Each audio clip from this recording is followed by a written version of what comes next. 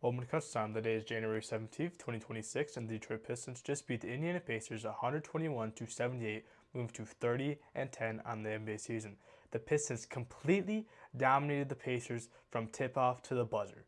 They held the Pacers to 25 first half points, the least for any team since 2016.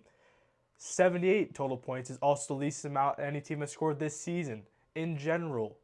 A 43-point victory by the Pistons tonight ties them ninth all time for the best win in Pistons history. And by best win, I mean the biggest scoring margin.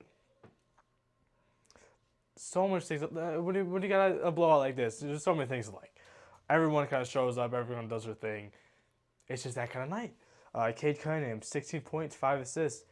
He doesn't play in the fourth. He barely kind of plays in the third. I mean, so in 2.5 quarters of what he plays, good night, good shooting night, which is what you need to see since the last game against the Suns. He really struggled shooting night, and that was really because he had a wrap on his wrist. He did have a little wrap on his wrist, but did not cover the thumb today, and that probably freed his hand up, freed the movement up a lot more comfortably, so he could be able to shoot tonight. Duncan Robinson, I mean, just an all-out guy, an all-out player on the offensive end. 60 points, 4 for 6 from three, and he's doing this on a pretty normal basis of a very good shooting night, even against not in blowouts, even against good teams in close games. He's showing up from the three-point line, from the shooting aspect. Even his finishing has been quite a surprise for me this season. It's been greatly improved from what I expected from him. Um, and he brings his role every night. He is a starter, and he obviously has to, but he's definitely the best 3 point shooter on this team. And he kind of, I mean, going into the season, he had to fill in that Malik Beasley role, and I would say he has in a great way. And I'd say his defense has been better. And defense obviously is good, but defense has been a lot better than what people expected. And I'd argue his finishing ability is better than Malik Beasley's was, and his free throws, because Malik Beasley was not a good free throw shooter. Duncan Robinson is, and that can give you a couple more points here and there. And Malik Beasley has a cold night, Duncan Robinson has a cold night. But right now, Duncan Robinson is what the Pistons have, and he does a very good job of his role every single night, no matter who they're facing. Javonte Green, woo, 16 points, also made 4 threes. I think he also shot 4 for 6, just like Duncan Robinson. Most of them were wide open. The Pacers defense sucked. No way to put it. I mean, we won by 43. You're not going to win by 43 with the other team having some type of competent showing on either end. Jalen Duren, 15 points, 8 rebounds. Again, doesn't play a lot of the game because he doesn't have to. Does have an absolutely monster alley oop slam on Jay Huff over his complete back.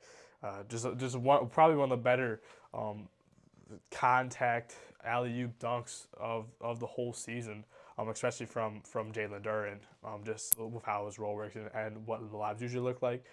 Most of them are just wide open, hard slams, but usually pretty easy. This one was very contact heavy, and Jay Huff was right there, and he unfortunately got the receiving end from the dunk. Karis LeVert had 10 points. Asar and Stewart both had 7 points and 7 rebounds. Asar also had 3 steals. I mean, the Pacers had countless turnovers. Pistons also had 19, but most of them were garbage time when they were really carried. There was some nitpicky things, some not so nitpicky things I didn't like from the game. Free throws, 13 for 19. This team struggles from the free throw line. This is known, I believe. We are still the second worst free throw shooting team in the entire league. I think the only team worse than us is the Bucks. At least that's what it was the last time I checked. It's been probably about 2 weeks since I checked that. So I don't know if I'm talking nonsense. Sar and JD went 3 for 5, and that's really why they missed, and two other people missed too. They went over 200 their trips in line. The main issue tonight was Jaden Ivey, and not like issue, but just like kind of red flag, I guess. He had 5 points, 2 for 7 from the field goal in 21 minutes, but it was really just the emotion he showed on the bench.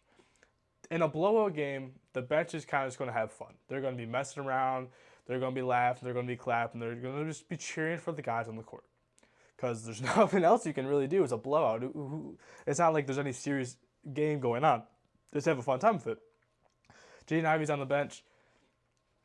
kind of just crossed arms, just kind of staring. Even on, like the Ron Holland crazy slam, all these crazy slams that have happened tonight, the cool plays, the highlight plays that have happened tonight. Jaden Ivey still just kind of was like dead on the bench. He was staring into the distance. He was cross armed. He like just wasn't really reacting. I'm gonna compare him to a guy on the Brooklyn Nets that I know a lot of Brooklyn Nets fans are talking about is in Cam Thomas. He's kind of just that like not really showing emotion with the team, and his play has been super inconsistent. A night like tonight, where the Pacers are missing half their roster, almost all of their starting lineup. The only one they're not missing is Jay Huff, and he sucked tonight. Um, but you kind of I mean 2 for 7 against the Pacers is tonight is not good.